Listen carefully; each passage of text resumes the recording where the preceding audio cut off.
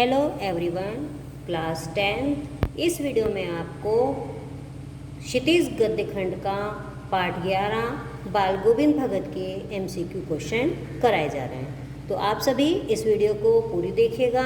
और आपने पहले भी इससे जो पहला चैप्टर था नेताजी का चश्मा, उसकी वीडियो देख ली होगी।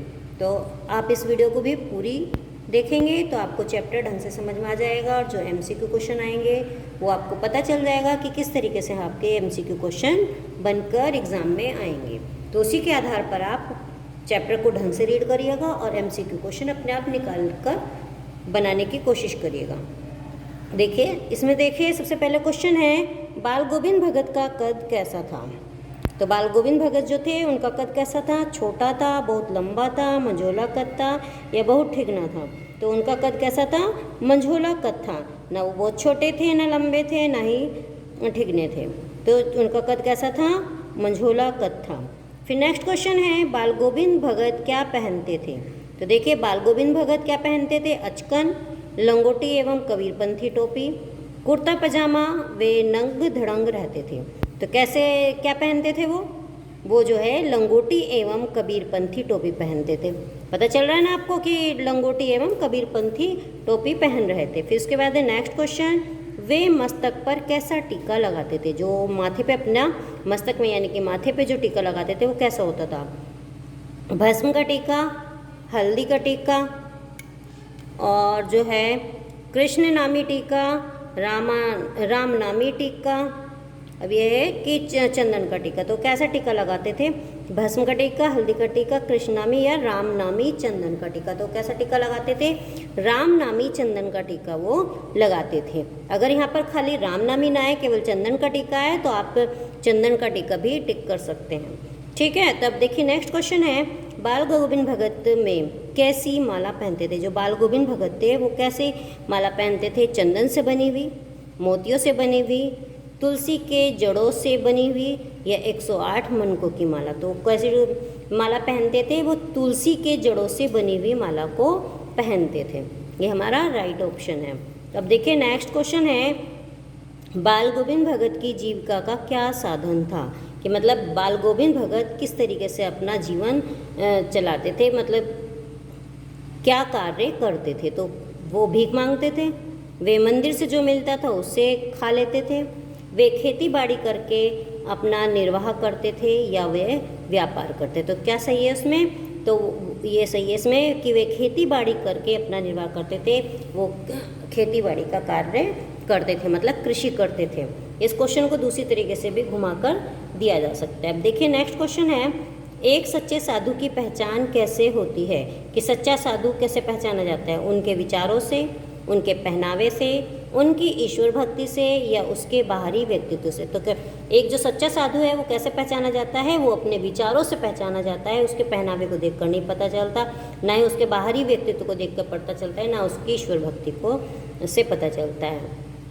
तो सच्चा साधु अपने विचारों से जाना जाता है। अब नेक्स्ट क्वेश्चन है, इसमें देखिए जीवन की अंतिम सांझ में लेखक को भगत का गीत कैसा लगा। जो सबसे अंत समय में, मृत्यु के समय जो लेखक ने गीत गाया था तो उसको कैसा लगा था? जैसे ही वीणा का तार टूट गया हो, जो वो डेथ हुई तो लेखक को कैसा लगा? बहुत ही मधुर, दुखद, अलौकिक गहराइयों में ले जाने वाला। तो कैसा लगा था कि जब उनकी डेथ हो गई तो लेखक को क्या लगा?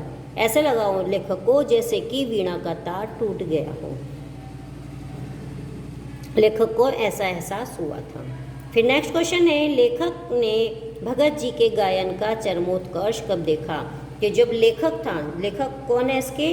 रामवृक्ष बेनीपुरी जी। तो उन्होंने जो है भगत का गायन का चरम उत्कर्ष कब देखा था? चरमोत्कर्ष मतलब चरम उत्कर्ष कब देखा था? धान की रोपाई के समय, जब भगत के पुत्र की मृत्यु हुई, या साहब के दरबार में, या जब वे गंगा स्नान के लिए जाते थे। तो कब देखा उन्होंने देखा जब भगत का इकलौता पुत्र, जब उसकी मौत हो गई थी तब वो गा रहे थे, तो उनका चरम उत्कर्ष, भगत का चरम उत्कर्ष लेखक ने देखा था। नेक्स्ट क्वेश्चन है रामवृक्ष बेनीपुरी का जन्म कब हुआ। तो कब हुआ था? सन 1900 में, सन 1902 में, सन 1912 में या सन 1922 में। तो कब हुआ रामवृक्ष बेनीपुरी का जन्म? सन 1902 में हुआ था। आपको कहा जा रहा है बार बार कि जो है आप लेखक का या कवि का जीवन परिचय भी शॉर्ट में पढ़ेंगे कि कब हुआ था, कब मृत्यु हुई थी, या काहे का उन्होंने संपादन किया था, कौन सी पत्रिका है या कौन सा मेन पुरस्कार है और कौन सी मुख्य रचनाएं हैं। तो इस तरीके से आप थोड़े से क्वेश्चन इस तरीके से भी पढ़ेंगे क्योंकि वो भी क्वेश्चन आपके एमसीक्यू में आ सकते हैं। अब देखिए नेक्स्ट क्वेश्चन है, कबीर ने में बाल गोविंद भगत की श्रद्धा का क्या कारण था? कि कबीर बाल गोविंद भगत कबीर में इतनी श्रद्धा क्यों रखते थे? कबीर निर्भीक संत थे, कबीर छुआछूत जाति प्रथा के विरोधी थे, कबीर पाखंड के विरोधी थे, या उपर्युक्त सभी कथन सही है। मतलब ऊपर जो तीनों कथन कहे गए हैं, 3 बातें कही गई हैं तो वो तीनों सही हैं। तो देखिए इसका आंसर है उपर्युक्त सभी कथन कहे, मतलब ऊपर दिए गए पहला, दूसरा, तीसरा तीनों जो है कथन वो सत्य हैं।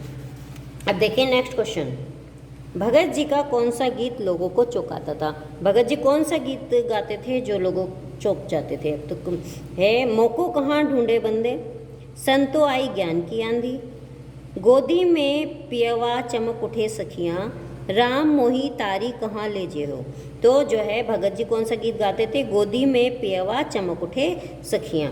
तो जो है भगत जी का एक गीत सुनकर लोग चौंक जाते थे। तो नेक्स्ट क्वेश्चन है, बाल गोविंद भगत किस कारण से साधु कहलाते थे? बाल गोविंद भगत किस वजह से साधु कहलाते थे?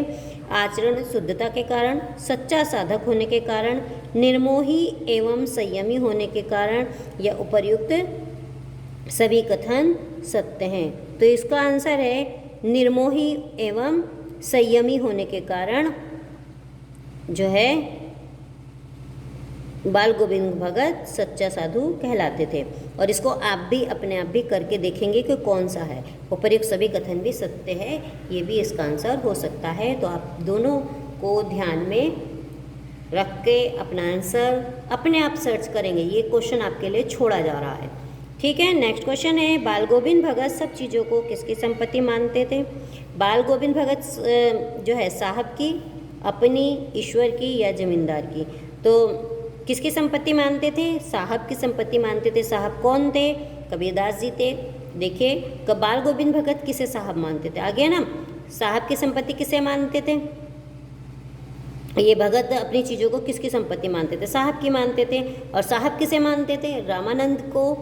यहाँ पर आएगा रामानंद को, किया लिखा हुआ है, रामानंद को, विरजानंद को, नंददास को या कबीरदास को? तो किसको मानते थे? कबीरदास को मानते थे। फिर नेक्स्ट क्वेश्चन है, लेखक भगत के किस गुण पर मुग्ध था? जो लेखक हैं वो किस गुण पर मुग्ध थे? मधुर गान पर, उनके भोलेपन पर, सरल हृदय पर, इनमें से कोई नहीं। अपने आप सर्च करिए किस चीज़ पर थे, या इनमें से कोई नहीं था। मधुर गाते थे, भोलापन था, सरल हृदय के थे, या इनमें से कोई नहीं। ये भी क्वेश्चन आपको अपने आप करने के लिए छोड़ा जा रहा है।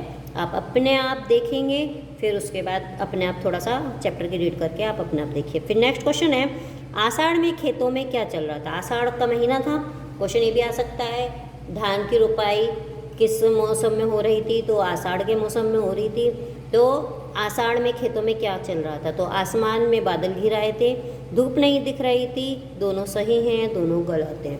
तो क्या है इसमें कि आसमान में बादल भी घिर आए थे, धूप नहीं दिख रही थी, दोनों सही हैं।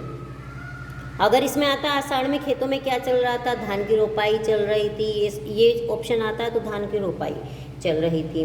कि किस चीज़ की रोपाई चल रही थी? धान की रोपाई चल रही थी। इस तरीके से क्वेश्चन आपके घूम कर आएंगे। आशा है वीडियो आपको समझ में आई होगी और जो है आपने चैप्टर की रीडिंग भी अच्छे से करी होगी। Thank you.